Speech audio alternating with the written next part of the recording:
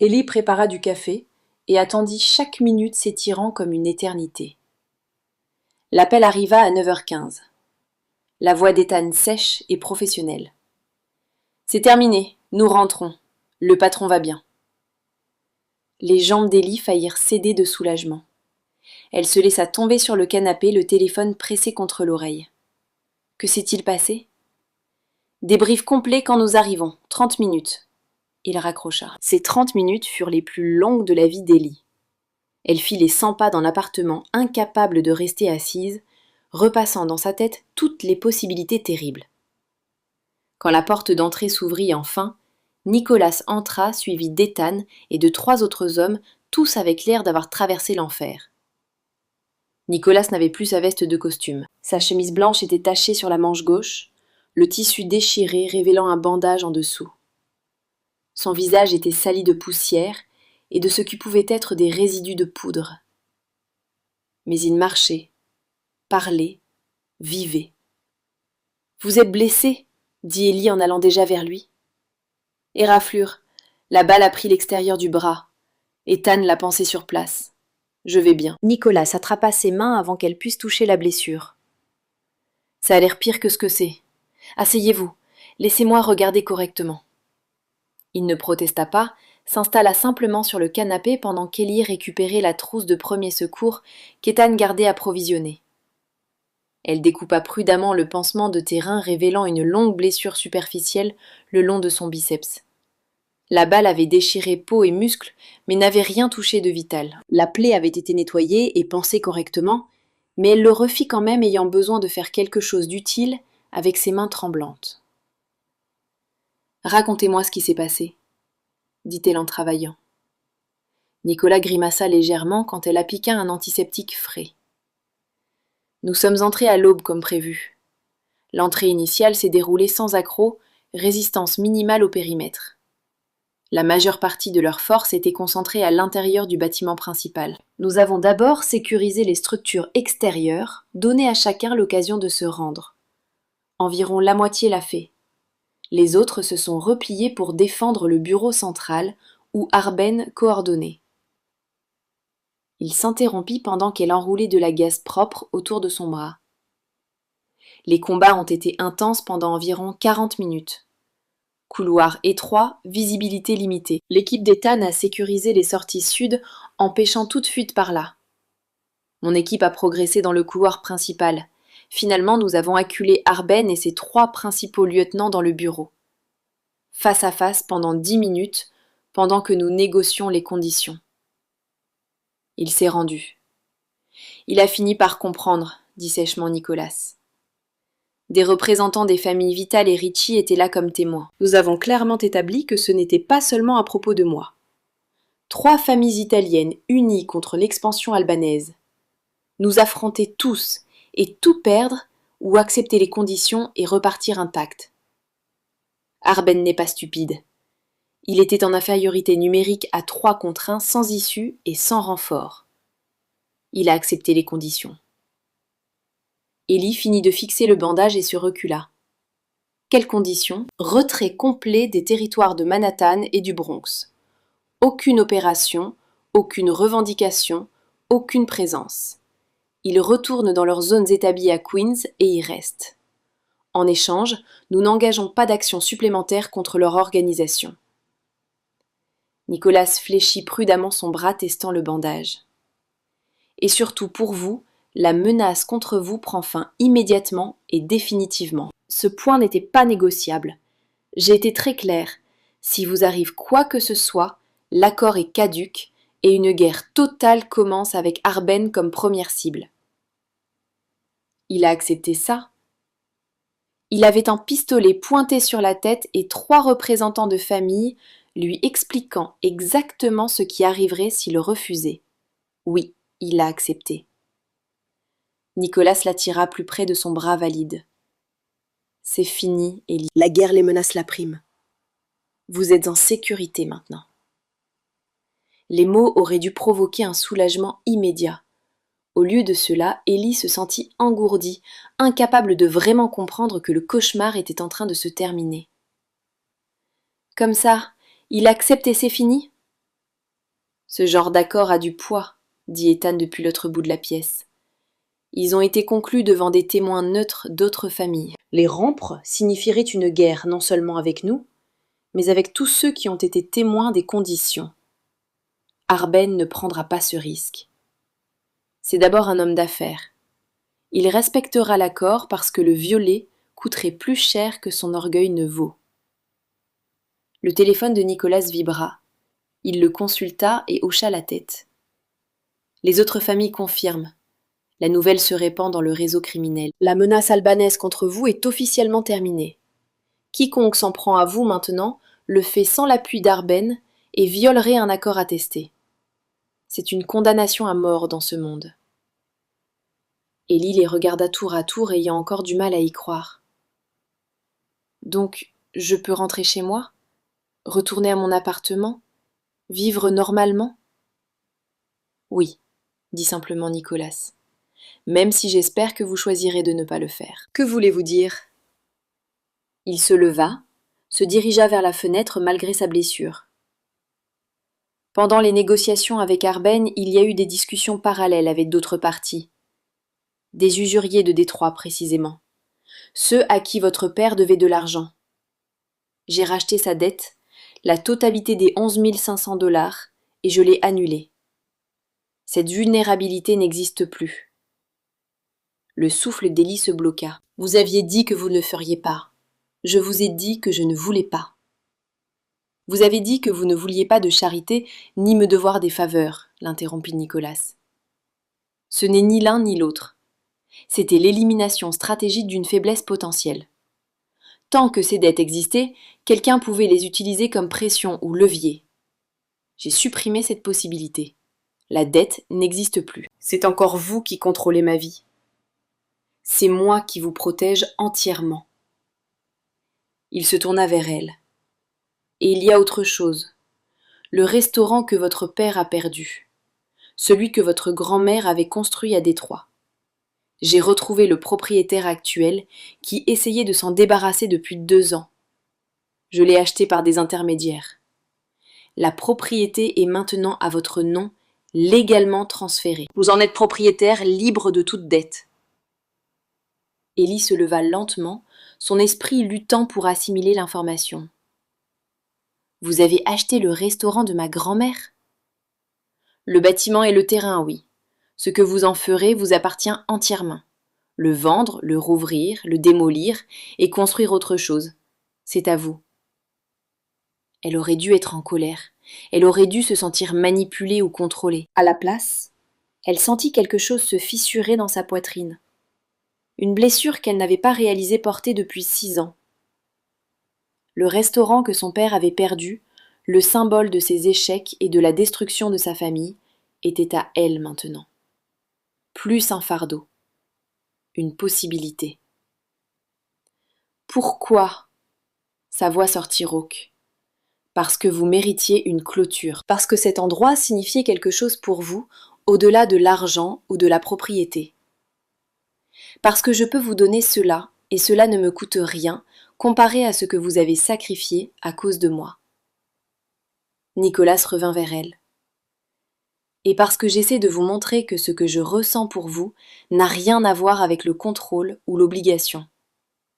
C'est tenir à quelqu'un et vouloir lui offrir ce qui compte. Les yeux d'Élie la brûlèrent de larmes qu'elle refusa de laisser tomber. C'est trop. Les dettes, le restaurant, c'est trop. C'est exactement ce qu'il faut, dit-il fermement. Vous m'avez sauvé la vie. Vous avez été entraîné dans une guerre que vous n'avez pas commencée. Vous avez tout affronté avec plus de grâce et de force qu'on ne pourrait raisonnablement l'attendre de quiconque. Ce n'est ni de la charité, ni de la manipulation. C'est moi qui essaie de vous rendre une partie de ce que vous avez perdu. Elle regarda cet homme qui était entré dans sa vie par la violence qui opérait dans un monde de conséquences qu'elle comprenait à peine, qui venait de revenir d'une fusillade avec une blessure par balle qu'il traitait comme un désagrément mineur. Cet homme dangereux, compliqué qui lui offrait la liberté et la clôture dans des gestes qui auraient dû la terrifier. « Mon frère, » dit Nicolas doucement. « Marco, je vous ai dit qu'il était mort dans une voiture piégée il y a 5 ans. » Je m'en souviens. Je n'ai jamais trouvé qu'il avait ordonné. Jamais obtenu justice, vengeance, ni même compréhension. Je porte ce poids chaque jour depuis, en me demandant si, en étant plus prudent, plus paranoïaque, j'aurais pu le sauver. Ses yeux sombres soutinrent les siens. Quand cette Mercedes a explosé et que vous étiez sous moi, les débris tombant autour de nous, j'ai compris que j'avais une chance que je n'avais pas eue avec Marco. Une chance de réellement protéger quelqu'un qui comptait, de ne pas perdre quelqu'un d'autre à cause de cette vie. Je ne suis pas votre frère. Non. Mais vous êtes quelqu'un à qui je tiens. Quelqu'un qui mérite mieux que de vivre dans la peur et de regarder par-dessus son épaule pour toujours. Alors oui, j'ai éliminé la dette et acheté le restaurant. Je le referai. Je ferai plus si je le pouvais. Élie leva la main et toucha son visage, sentant la rugosité de sa barbe naissante, la chaleur de sa peau vivante. Merci. Pour tout. Même si cela me terrifie de voir à quel point vous avez le pouvoir de changer ma vie avec quelques appels. Ce pouvoir n'a de valeur que si je l'utilise pour aider, pas pour contrôler. Nicolas couvrit sa main de la sienne. Je n'essaie pas de vous posséder, Élie. J'essaie de vous libérer. Elle le crut. Peut-être était-ce naïf, peut-être dangereux, mais elle crut la sincérité dans sa voix et dans ses yeux. Alors c'est vraiment fini. Les Albanais les menacent, tout ça. C'est fini. Vous êtes en sécurité. Vous pouvez retourner dans votre appartement si vous le souhaitez. Reprendre votre vie. Ou... Il s'interrompit, semblant étonnamment incertain. Ou vous pourriez rester. Continuer à travailler avec les restaurants. Continuer à faire partie de ce désordre compliqué que nous avons construit. Le choix vous appartient entièrement. Élie regarda l'appartement luxueux qui avait été sa cage et son sanctuaire pendant des semaines. Elle regarda Nicolas avec son bras bandé et ses yeux épuisés. Elle regarda Ethan dans la cuisine, faisant semblant de ne pas écouter, alors qu'il écoutait clairement. « Je ne sais pas encore ce que je veux, » admit-elle. Tout a été chaos et survie pendant si longtemps, j'ai besoin de temps pour comprendre à quoi ressemble encore la normalité. C'est juste, accepta Nicolas. Prenez tout le temps qu'il vous faut. L'offre d'emploi tient quoi qu'il arrive. Vous êtes doué dans ce que vous faites. Les restaurants sont meilleurs avec vous. C'est une réalité commerciale, pas une faveur personnelle. Elle apprécia cette distinction plus qu'il ne le réalisait sans doute. Je peux voir l'acte de propriété pour le restaurant. Il sortit son téléphone, fit défiler des fichiers, puis lui montra. Il était là, légal et officiel. Le bâtiment de Gratiot Avenue à Détroit, celui que sa grand-mère avait ouvert 50 ans plus tôt, désormais enregistré au nom d'Ellie Wells. « J'ai besoin de m'asseoir, dit-elle doucement. Nicolas la guida jusqu'au canapé, s'assit à côté d'elle et la laissa simplement encaisser. La guerre était finie. Les dettes effacées. L'héritage de sa grand-mère restauré. Et d'une certaine manière, elle était plus terrifiée maintenant que lorsque des gens la traquaient activement, parce qu'elle devait à présent comprendre la suite sans que la survie structure chacune de ses décisions. Un pas après l'autre, dit Nicolas, lisant son expression. Vous n'avez pas à tout décider aujourd'hui. Qu'est-ce qui se passe entre nous ? La question s'échappa avant qu'elle puisse l'arrêter. Il réfléchit un instant avant de répondre. Cela dépend entièrement de ce que vous voulez. Je sais ce que je veux. Je vous veux dans ma vie sous quelque forme que ce soit. Mais vous avez vécu dans des circonstances extraordinaires. Maintenant que la pression est retombée, vous pourriez réaliser que vous ne voulez aucune part de ce monde. Et je comprendrai. Mais vous seriez déçu ? Oui, admit-il. Mais je le respecterai. Votre choix, votre vie, votre décision.